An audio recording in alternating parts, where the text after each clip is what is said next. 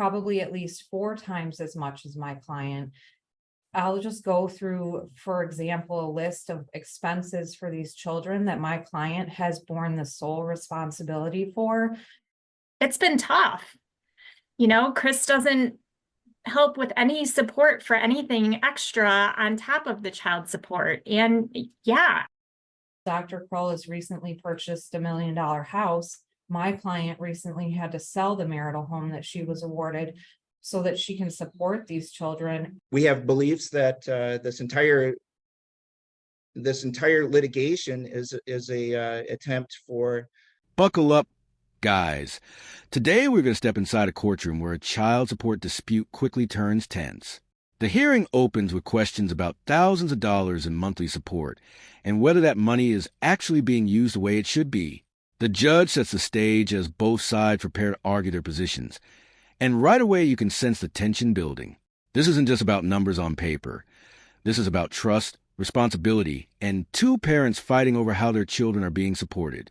To child care charges. Appearing at today's hearing via Zoom, there being no objections, is plaintiff Emily Kroll with her attorney Melissa Umulis and defendant Mark Kroll with his attorney Jeffrey Norman.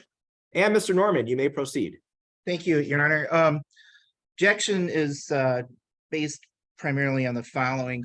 First of all, there's a couple of provisions in the judgment of divorce that still remains in full force and effect. One of the provisions states it is further ordered that neither party shall seek a review of child support before April 30, 2025.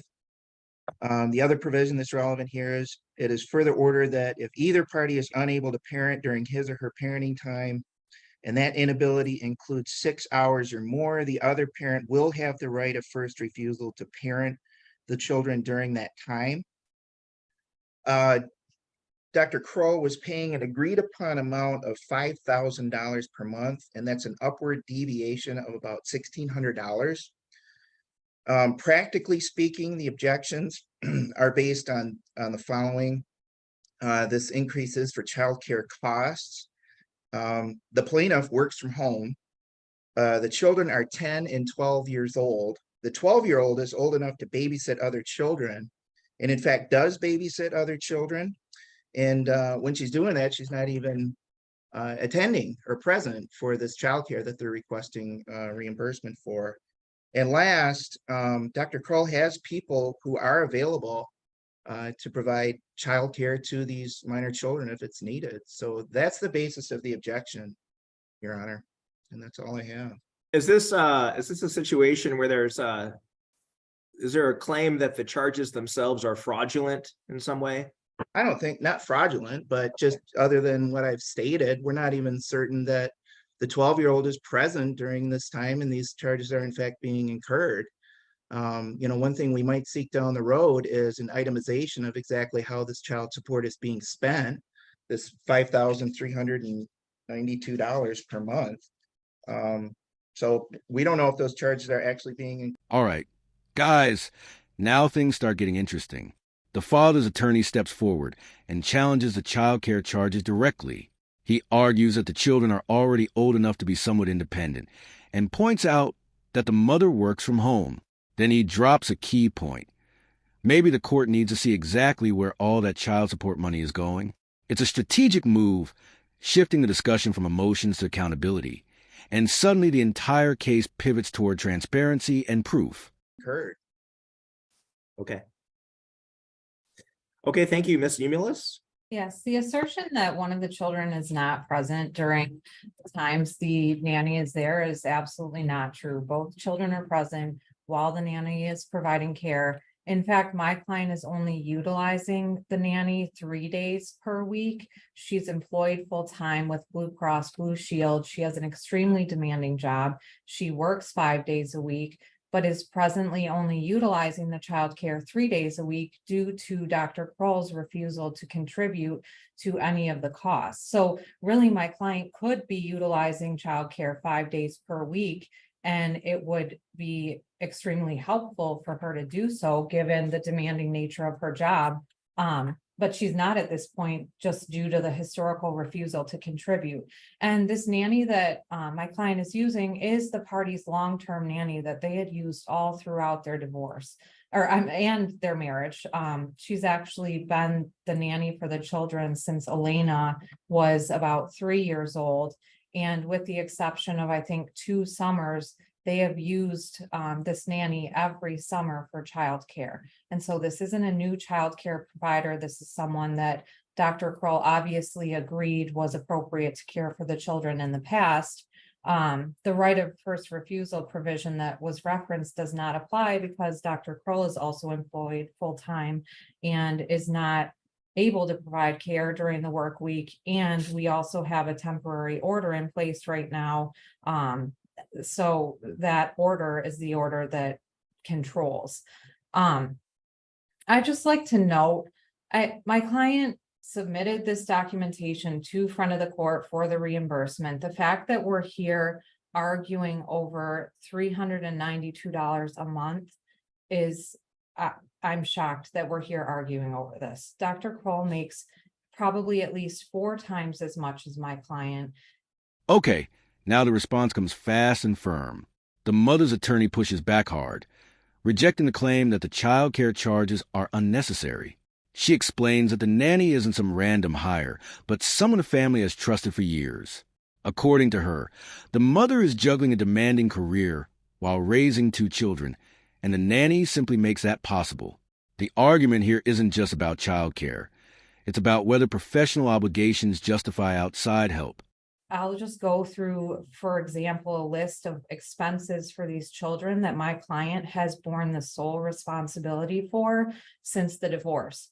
100% of the nanny costs for childcare last summer, which she didn't seek reimbursement for. The GTAX tuition for the children for the 2021-22 school year in the amount of approximately $12,000 that Dr. Kroll refused to contribute to. School laptops for the kids, their cell phones and their cell phone plans, clothing, volleyball camp, which Dr. Kroll agreed to reimburse my client $80 for last summer and still has yet to reimburse her despite her sending numerous messages. Uninsured healthcare expenses. My client has paid 100% of the uninsured healthcare expenses for the children since the divorce because Dr. Kroll has refused to contribute, and she's submitted requests. He's demanded other itemized confirmation of payments, even though in the divorce judgment itself, it says that specifically plaintiff is not required to keep an accounting of expenditures for ordinary healthcare expenses. So this is a legitimate work-related childcare expense. There is nothing in the judgment or the deviation language that states that my client would bear the sole burden of childcare expenses. And in fact, she has been exercising significantly more overnights since the divorce judgment than was contemplated in the calculation when that judgment was originally entered. A good portion of that was based on Dr. Kroll's agreement. I understand there are other issues in dispute regarding the overnight time, but at least a period of that was by agreement. So she has really taken on the primary burden here of supporting these kids. Meanwhile, Dr. Kroll has recently purchased $1 million house. My client recently had to sell the marital home that she was awarded so that she can support these children and support, frankly, the cost of this litigation. So this is, I think, a reasonable request on her part that he contribute to the childcare expenses. They are legitimate, they are work-related, and she's only utilizing this nanny 3 days a week when in fact she could utilize, honestly, 5 days. And so we would request that adjustment continue. Ms. Emulus, Now the courtroom energy rises another level. The mother's attorney starts listing expense after expense that she claims the father never helped pay. From school tuition to medical costs, electronics, and summer camps, the list grows longer by the second. Then comes a striking comparison. While the mother reportedly had to sell the marital home to keep supporting the kids, the father allegedly bought $1 million house. Suddenly, This case sounds less like a paperwork dispute and more like a battle over fairness.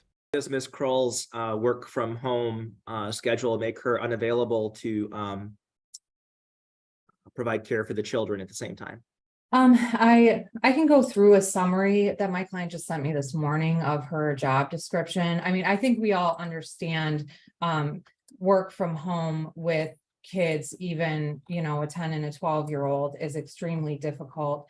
My client is on calls. She has things that she has to attend to, and she needs to be 100% focused on her job. So I guess just to summarize for the court, some bullet points on her roles and responsibilities with Blue Cross Blue Shield. She has a customer-facing role with several universities' HR leaders. She's responsible for handling student health plan benefit and plan inquiries, updating plan documents and digital content. She's the primary point person for handling critical and urgent inquiries from nearly 20,000 students and HR leaders. Ms. Kroll was just in my office yesterday and trying to juggle an emergency call with a university or to deal with university health insurance policies while we were trying to participate in the settlement conference. And so it really is like when these crises come up, it's urgent and she has to be on it. And it's not something where she can just leave a call or attend to the kids.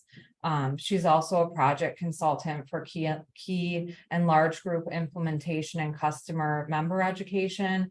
And she coordinates resolution for complex claim and provider inquiries, care coordination for international students, and triage of critical issues from groups and sales. And so I mean, the parties have historically used this nanny over previous summers. I think they both understood Ms. Kroll's demands in her job. And I think. All right, guys, the judge now focuses on a key question. If the mother works from home, why is childcare necessary at all? The explanation reveals a demanding job involving constant calls, urgent issues, and responsibilities tied to thousands of university students' health plans. What sounds flexible on paper suddenly looks extremely high pressure in reality. The courtroom begins to explore a modern dilemma.